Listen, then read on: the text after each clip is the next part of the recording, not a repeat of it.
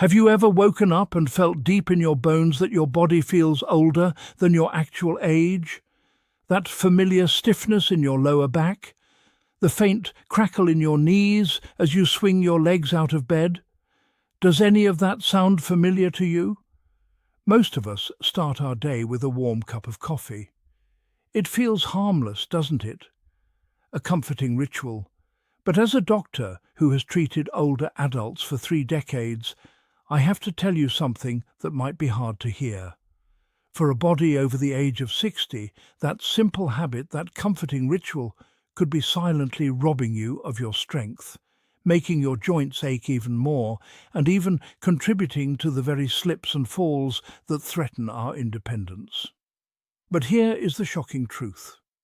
The greatest threat to your independence as you age often isn't a major illness we all fear. It's found in 5 small, seemingly insignificant morning mistakes that I see 90% of my patients making, completely unaware of the damage they're causing. I'm not talking about theory, I'm talking about reality. Let me tell you about Eleanor. She's one of the most inspiring people I know, still tending to her own home and garden at 94 years young. But it wasn't always this way. I first met her when she was 75, coming to my office with dizzy spells, painful, swollen joints, and a fatigue she just couldn't shake. We changed just 5 small things in her morning routine. The transformation was nothing short of miraculous.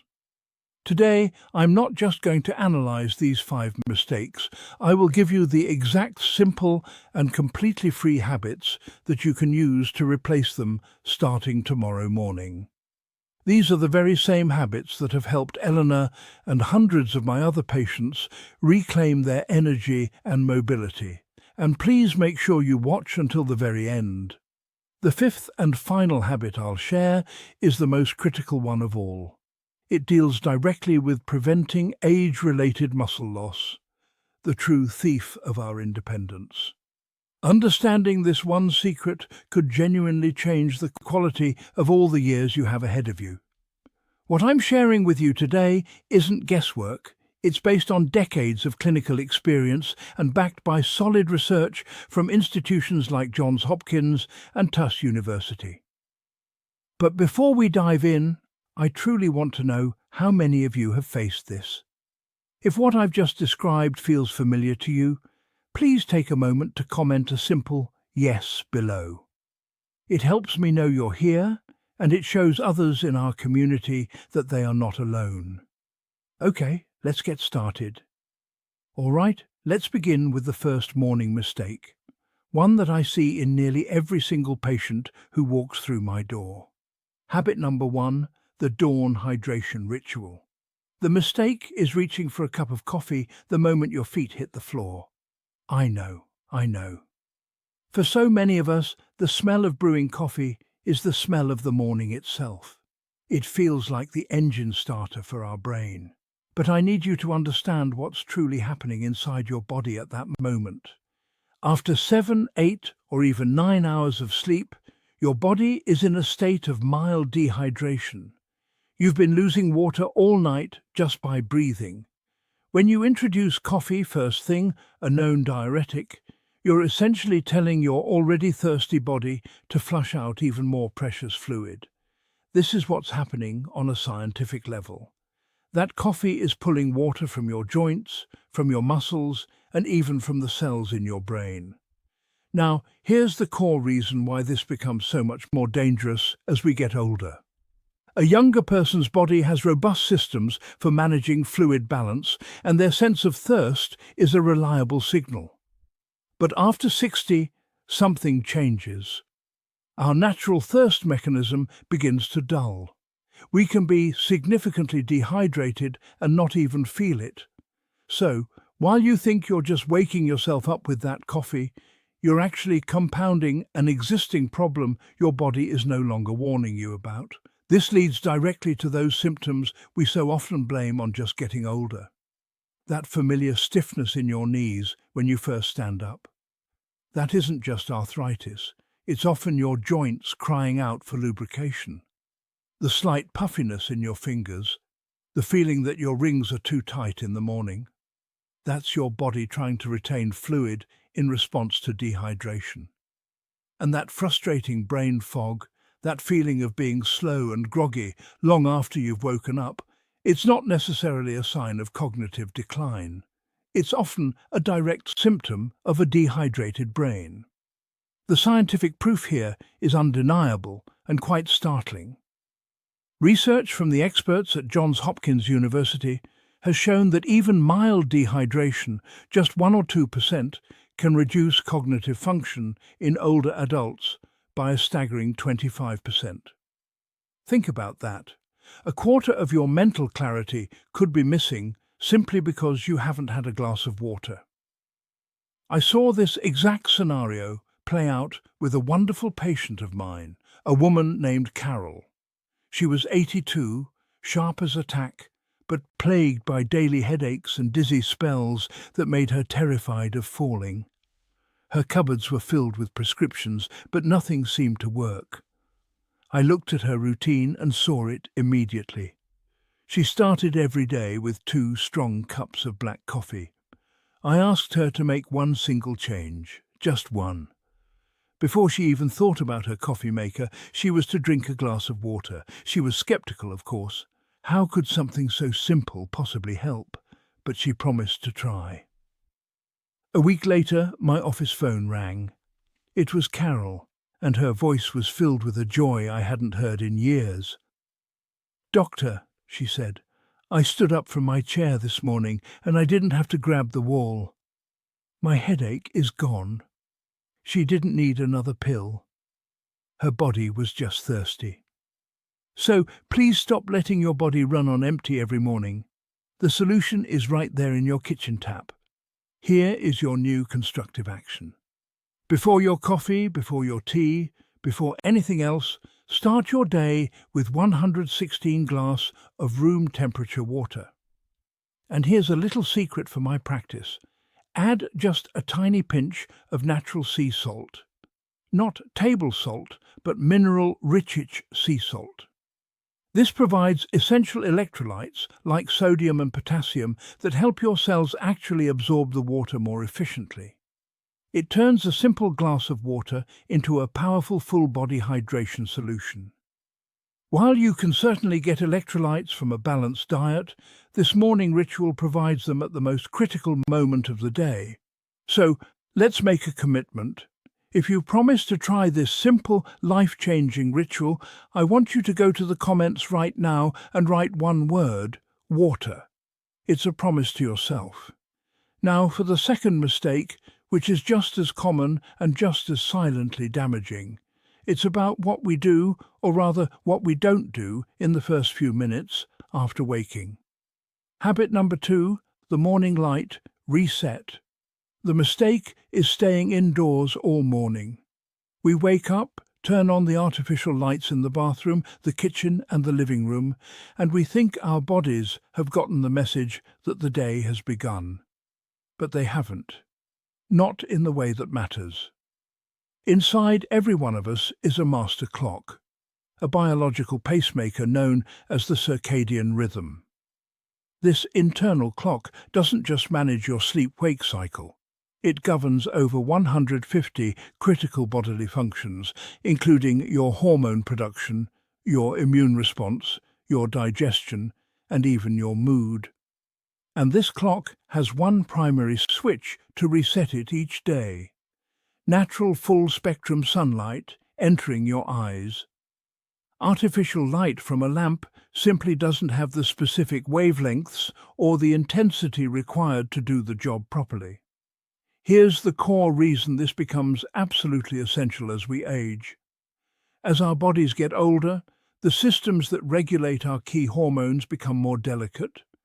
The production of melatonin, the hormone that makes us sleepy, and serotonin, the hormone that makes us feel happy and awake, can more easily fall out of sync. Without the strong, clear signal of morning sunlight, your brain may not fully stop producing melatonin. This means you can walk around all day in a state of biological twilight, feeling tired, unmotivated, and a little bit down, even if you got a full 8 hours of sleep. It's also why so many older adults struggle with sleeping through the night. A weak morning signal leads to a weak evening signal, making it harder for your body to know when it's time to wind down and produce the melatonin needed for deep restorative sleep. That feeling of being tired but wired at night often starts with a lack of sunlight in the morning. The science on this is absolutely fascinating and incredibly empowering. Major studies from prestigious institutions like Stanford University have demonstrated that just 10 to 15 minutes of direct morning sunlight can boost the production of serotonin by over 40%. That's a powerful natural antidepressant available for free right outside your door. I had a patient, Patricia, an 81-year-old woman who had been wrestling with insomnia for the better part of a decade. Her nightstand looked like a pharmacy: melatonin supplements, herbal teas, even prescription sleeping aids. Nothing gave her a truly restful night. She told me, "I just don't think I meant to sleep anymore." I looked at her routine and suggested something that sounded almost silly to her. I asked her to take her morning cup of tea and drink it on her back porch every single day for 10 minutes. She laughed. "Doctor, sitting on my porch isn't going to fix 20 years of bad sleep," but like a good sport, she agreed to try it for 1 week. The following Friday, she called my office. She was amazed. For the first time in over a decade, she had fallen asleep easily around 9:30 and didn't wake up until 6 o'clock in the morning. All she did was reconnect her body to the rhythm of nature. So please listen to what your body is asking for. Here is your constructive action. Within 30 minutes of waking up, step outside. You don't need to do a workout, you don't even need to walk. Just sit or stand for 10 to 15 minutes. And this part is crucial. Try not to wear sunglasses. The light needs to enter the special receptors in your retina to send that wake-up signal to your brain's master clock. Even on a cloudy, overcast day, the outdoor light is many, many times more powerful than your indoor lighting. Bundle up if it's cold. Stand under a covered porch. If it's raining, just get outside. This simple act tells your body that the day has truly begun, setting you up for more energy now and a better night's sleep later. Let's move on to our third morning mistake. This one happens entirely between our ears, and it has a profound impact on our mental clarity for the rest of the day. Habit number 3, the 4-minute mind tune-up. The mistake is allowing your mind to be passive, or even worse, flooding it with negativity first thing in the morning. What do most people do? We turn on the television to the morning news with all its stressful headlines, or we pick up our phones and start scrolling through social media, or we simply sit with our coffee and let our worries about the day ahead, about our health, our finances, our family circle endlessly in our heads. We are letting the most precious mental window of the entire day slip through our fingers. You see, science tells us that in the first hour of waking, your brain is in a remarkable state. It's what neuroscientists call a state of high neuroplasticity. This means your brain is exceptionally receptive to forming new connections and strengthening existing ones. During this time, you also have elevated levels of a crucial protein called brain-derived neurotrophic factor, or BDNF. You can think of BDNF as a kind of miracle grow for your brain cells, helping them grow, survive, and communicate more effectively. This is the core reason why using this window wisely is so vital as we get older. We all have moments we fear walking into a room and forgetting why we're there, or struggling to find the right word in a conversation. We worry that these are signs of an inevitable decline, but in many cases they are simply signs of an understimulated brain. Our brains are like muscles. They thrive on use, especially the right kind of use. By not actively and purposefully engaging our brains during this peak morning window, We are missing the single best opportunity of the day to build cognitive reserve, which is our brain's resilience against age-related changes. That feeling of brain fog, of mental slowness, isn't just a symptom of dehydration. It's also the symptom of a mind that hasn't been properly warmed up for the day's tasks. The power of this concept is truly transformative. I think of my patient Brenda, an 88-year-old woman who was recovering from a very difficult hip replacement surgery. She was mostly bedridden for weeks and couldn't do her physical therapy, which left her feeling depressed and mentally sluggish. I shared with her my simple 4-minute routine. She could do it right there in her bed. She began practicing it every single morning without fail. When her physical therapist came to see her a few weeks later, he was stunned. He told me, "I don't know what she's doing, but her mental engagement and her positive attitude are recovering far faster than her body." She was actively rebuilding her brain 1 minute at a time. So, let's stop letting the world dictate our mental state in the morning. Here is your new constructive action, my 4-minute mind tune-up. It's simple. For 1 minute, do simple mental math. Nothing complicated, just something like 23 plus 18 or 5 times 6. This activates your brain's logic centers. For the next minute, learn one new word, just one. You can get it from a dictionary, a calendar, or an app. Say it aloud and use it in a sentence. This fires up your language pathways. For the final 2 minutes, simply visualize your day ahead going well. Picture yourself moving with ease, having pleasant conversations, and accomplishing your tasks with confidence. This engages the executive function part of your brain. That's it. 4 minutes before the noise, before the worries. You are not losing your mind. You just need to give it a reason to wake up. If you found this idea surprising or powerful, please share that with me by commenting "Wow" below. This brings us to our fourth morning mistake, a physical one that directly impacts our safety and our ability to live independently for years to come. Habit number 4, graceful motion. The mistake is either not moving at all upon waking, or perhaps even more dangerously, doing the wrong kinds of stretches. For years, we were taught to wake up and do big stretches, touching our toes, twisting our spine, rolling our neck. I had patients who swore by their old 90s yoga tapes. The problem is what worked for our bodies at 40 can be actively harmful to our bodies at 70 or 80. Here's the crucial science behind it.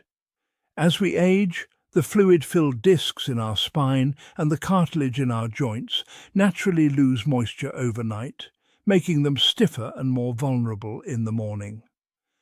The connective tissues, our ligaments and tendons, also lose their elasticity.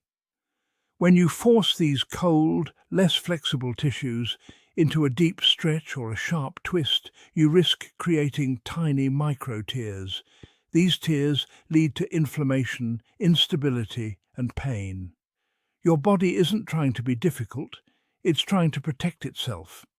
This is the core reason why our entire approach to morning movement needs to change as we age.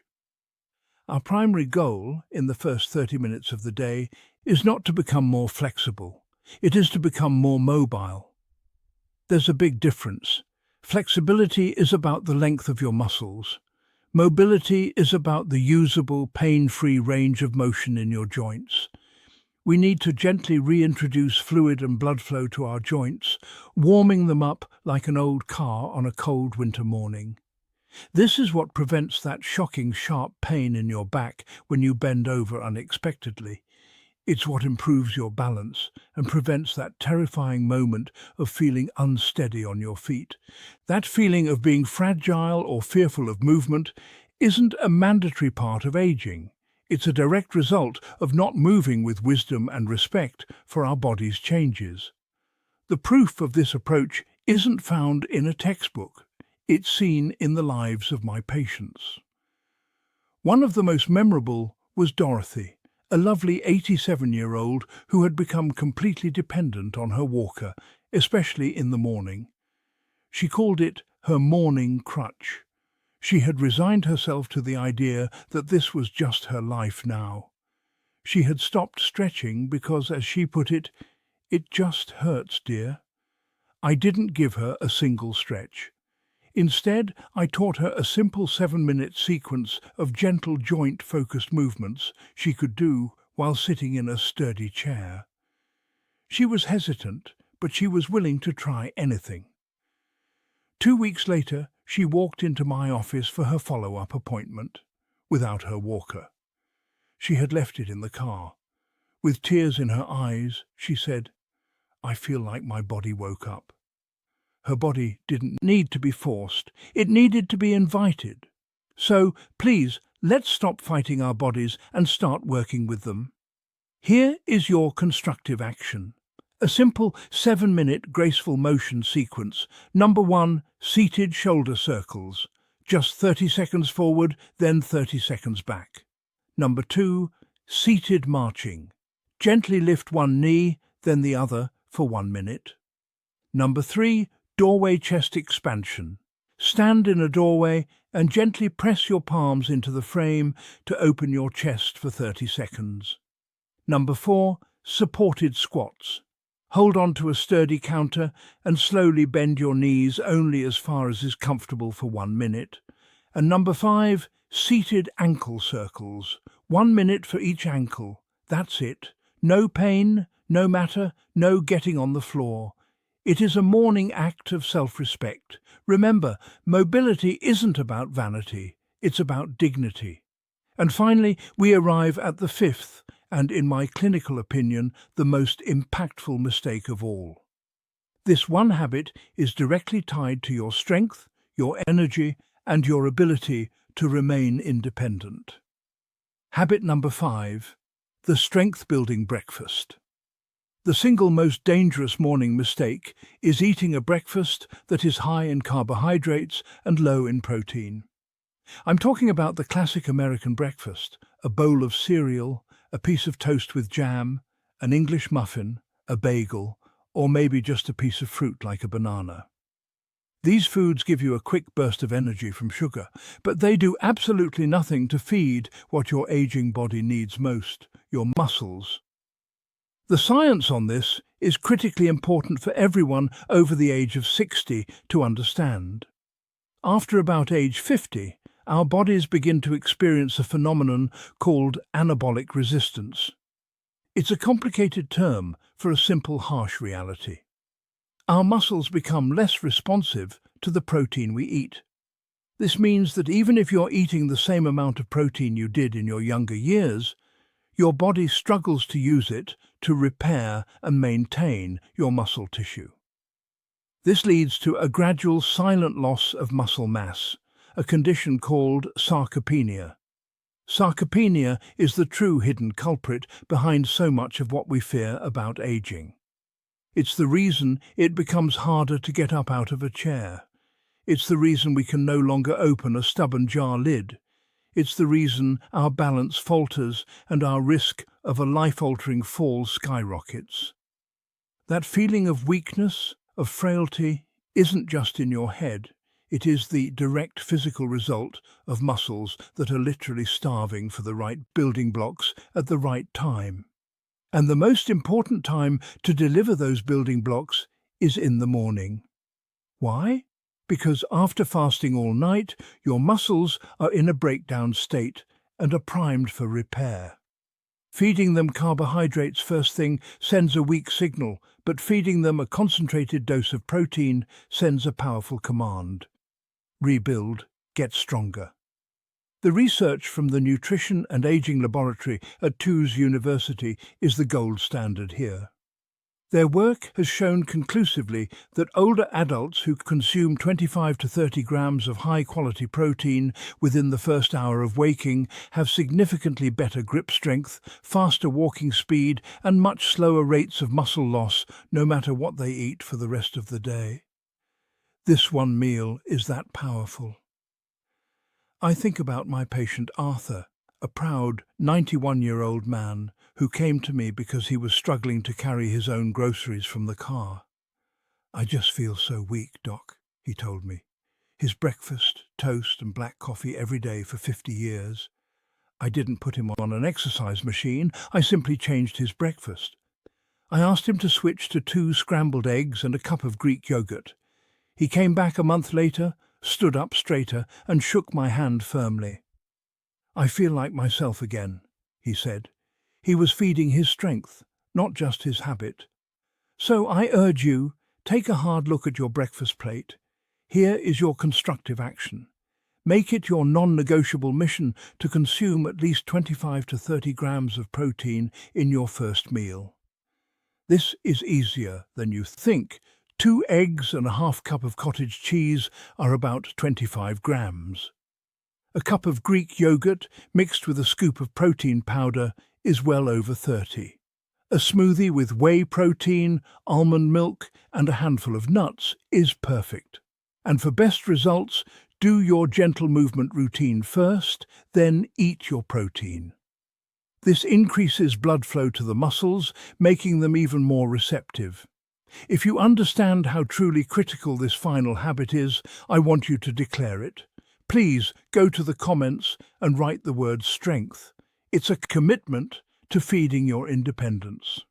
And so we come back to Eleanor. Remember her, the vibrant 94-year-old woman we met at the beginning, happily tending to her garden. When you see someone like her living a life of such fullness and independence, it's easy to think it's just good luck or perhaps special genes.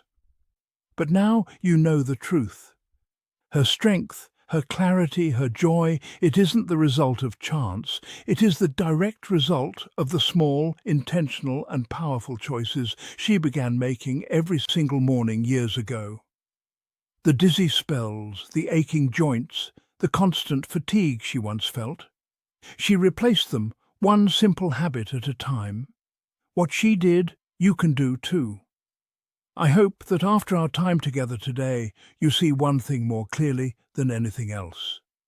Your health and independence in the years to come will not be decided by a single diagnosis or a number on a calendar. They will be built day by day in the quiet, consistent choices you make in the first hour of each day. You hold the power to shape the story of the years to come. It all starts tomorrow morning. As we wrap up, we've explored 5 critical habits that can truly transform our golden years. But knowledge, as we know, is only powerful when we put it into action. So now I have one important question for you. What is the one commitment you are making to yourself after watching this video? It could be as simple as I will drink my glass of water before my coffee, or I will sit outside for just 5 minutes. It doesn't have to be big, just one promise. Please share your personal commitment in the comments below.